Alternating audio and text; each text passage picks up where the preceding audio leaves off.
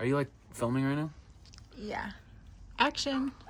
Okay guys, today it's finally time. We are redoing the box on the back of the truck.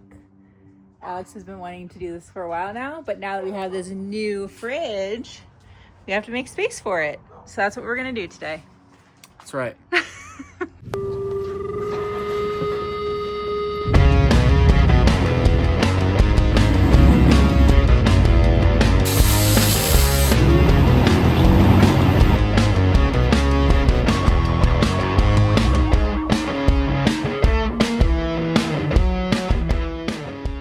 Today is finally the day. We're gonna redo the storage in the back of the 4Runner. I've been wanting to do it for a while. If you watched the Gullwing video, you know that I broke the window out, and that was because of this guy right here. We got a new camp fridge. Iceco was cool enough to send us this thing. At the moment, I don't necessarily have the greatest place to put it, so that's the goal today. We're going to basically rework the entire storage setup back here, and we have kind of a rough idea of what we want to do. I went ahead and bought heavy duty locking sliders, which is a big step up from what I have in the truck already. And yeah, I think I'm going to be able to reuse all of the frame and everything, and basically we're just going to have to take the top off, rework our drawers, and then I don't know, do some cutting and make everything fit in there nicely. There's a ton of dead space that isn't used. Like for instance, the top drawer is mainly used for like our camping stuff, like cooking, gas. We put like random utensils and stuff in here, and it's almost never full. I don't think that's necessarily going to affect us a ton to make this top drawer smaller. The difficult one is going to be this bottom drawer. It's empty right now, but most of the time when we're going out on trips, this is fully packed out.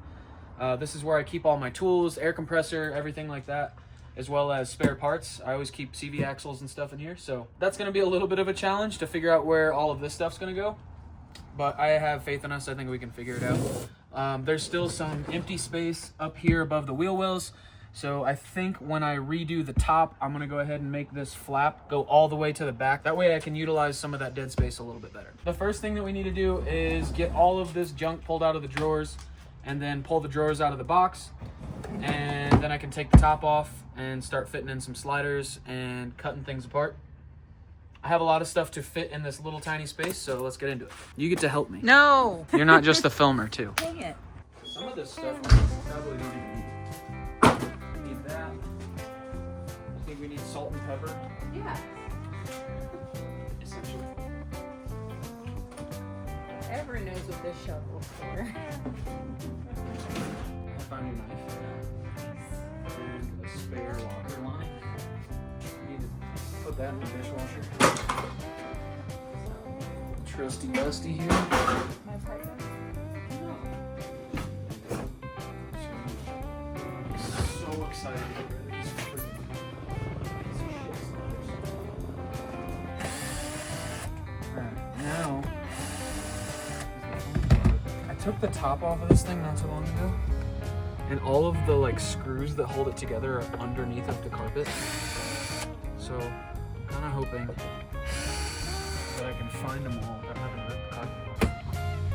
Flaps. These bad boys out.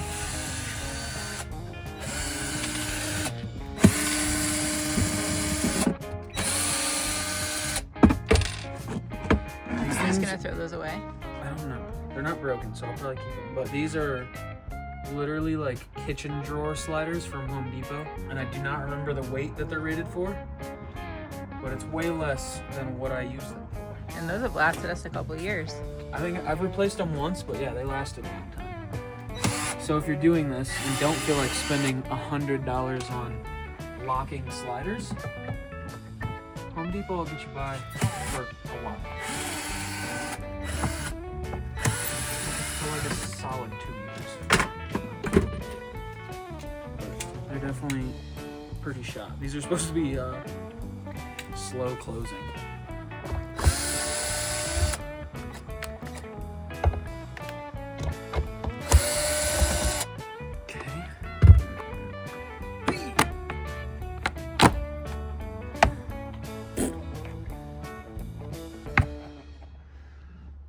Yep, there it is. thing's strong. I don't remember building it this well. But that was the goal, was to not have to ever take it apart. Careful. The carpet's all one piece, so let me cut that.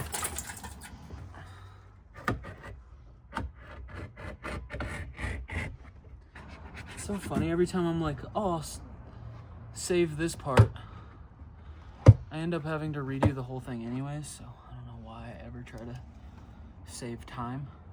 I've come to realize that, like, I'll like look back on stuff, projects, and that seems to always be my like my highest value, is to save time, and then it bites me in the ass.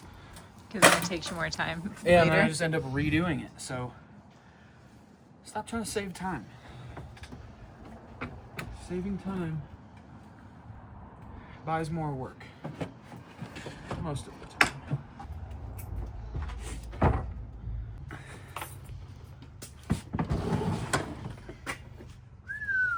I can see the vision. See it? And then there'll be 2 drawers that are not big enough, but we're gonna make them work. 33 inches. So this bottom drawer, I can make a good, I don't know, at least 2 inches deeper. That's what she said. 2 inches matters. Let's see if this will hold it. This is not where the cooler is gonna live. It's gonna live above this. This is still gonna be our cooking table.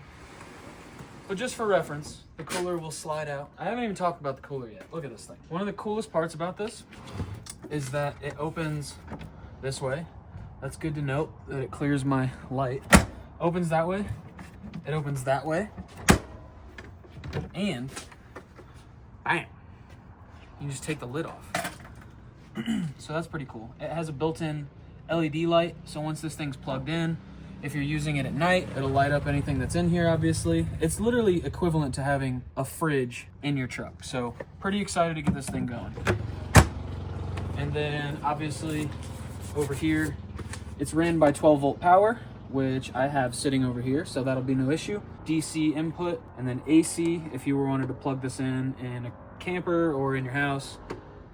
It'll accept 120 volt, and it has some USB ports, so you can charge off of it too.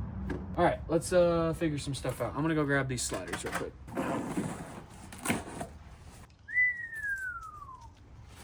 These I bought off Amazon. They're expensive, but they're well worth it. I think these were $60 a pair or something like that. What? Maybe I spent a roughly $200 On this? on 3 sets of sliders. Yeah, but I think it's well worth it. I've used other people's storage that have these. It saves you definitely the pain of trying to find like a way to lock your drawers. Previously, I had these like deadbolt latches, which didn't work all that great. I mean, they kept the drawers shut, but they make a lot of noise. I even have like electrical tape wrapped around them to try to make them quieter. Didn't really work all that great, so get rid of these finally, as well as those are rated for a much higher weight capacity. These are definitely much beefier than the ones that are in the truck, so you get what you pay for.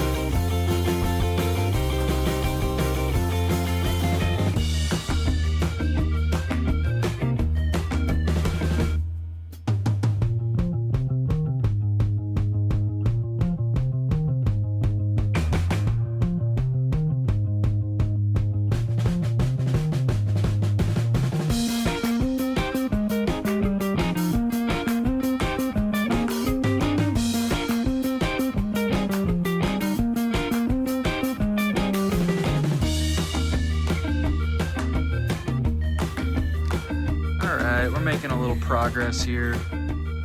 This thing is pretty random. Not super excited to use 2x4s just because it takes up a ton of space and it's heavy. So this will definitely be a temporary storage setup. But at least it'll give me the chance to get out and test the fridge out, make sure I want that to be in the truck permanently. And then the next time around, I'll pull this entire thing out and just do kind of like a speaker box build with some nice heavy-duty 1-inch wood, way less bracing and weight, and I'll have a ton of extra space available. So this will definitely be temporary, but as of right now, we're just going to roll with it. I have to pull out my isolation charger and then basically remake this panel so it matches its new height, and then get all this stuff wired back in.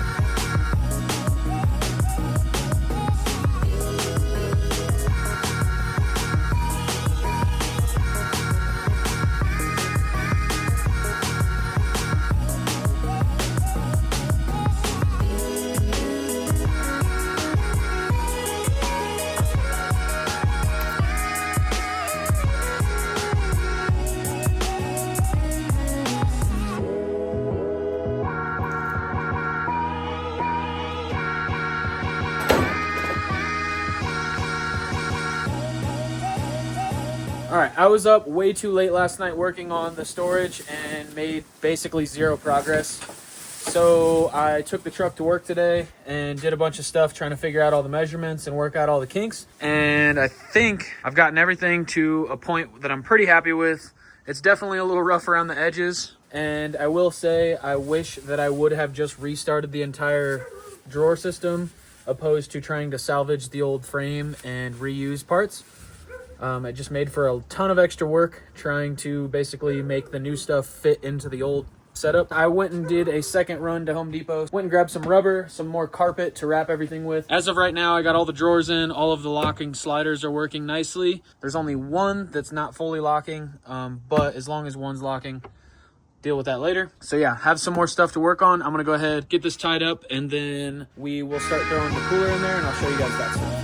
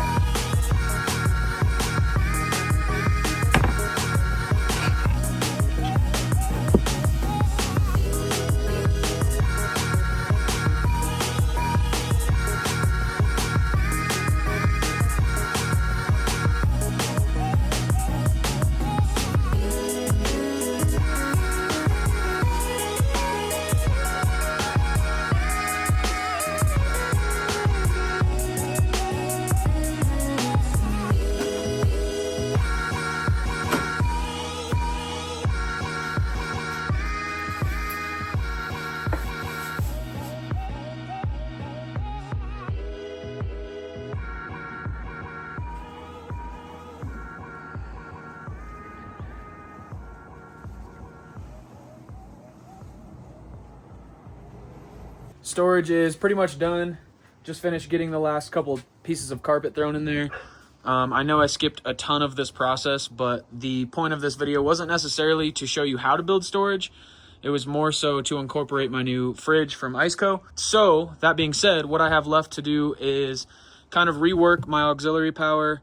I have another little power station that I'm going to mount over here on the box now that I freed up some space and all these latches are gone. And then basically figure out a way to keep the fridge plugged in. And then, yeah, just kind of play with it, rework where I'm going to have everything stored in the truck as far as all my tools, air compressor, all that good stuff. So it's getting a little bit cold, so I might jump back into this in the morning. But yeah, storage is looking really cool. It took way more time than what I've showed you guys on camera. This was like accumulatively 12 hours at least. Very time consuming. Like I was saying, if I could go back, I would have definitely just restarted, pretty much scrapped this entire box and then started from the ground up. Just trying to rework the stuff that I did 3 years ago was a pain in the ass. But yeah, she's coming together. The locking sliders work great. I will show you guys all that stuff when I get a little bit more daylight in the morning.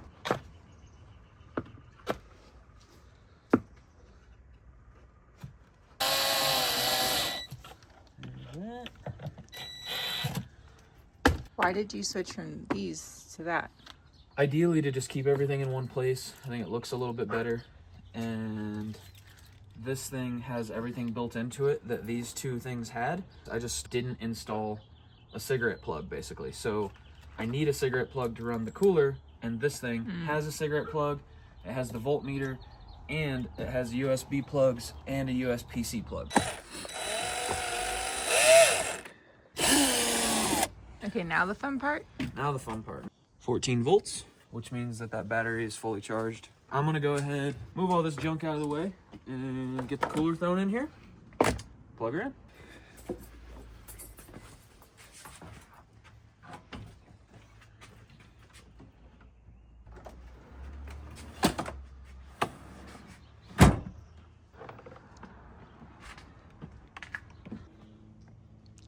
Can I press the button?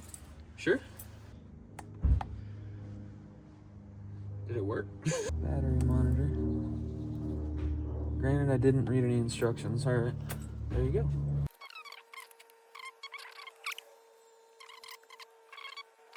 I'm definitely super hyped to have this in the truck. We've been wanting one for a little while and never bought one because we didn't know a ton about them, as well as they're pretty expensive, but we were lucky enough that Iceco reached out and sent us one. Definitely really excited to get out and use this thing. I still need to do some reading up on it. I don't know everything about this cooler.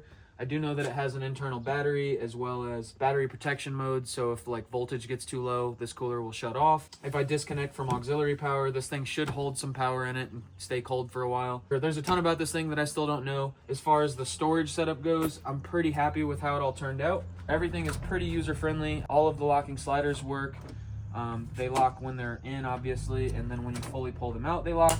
So it's not gonna just slide back in if you're parked on an angle. So there's the one for the drawer, or for the freezer. We still have our cooking table underneath. And then this will be kind of miscellaneous tool. Definitely not a ton of space, but it's what we got, so we're gonna have to make it work.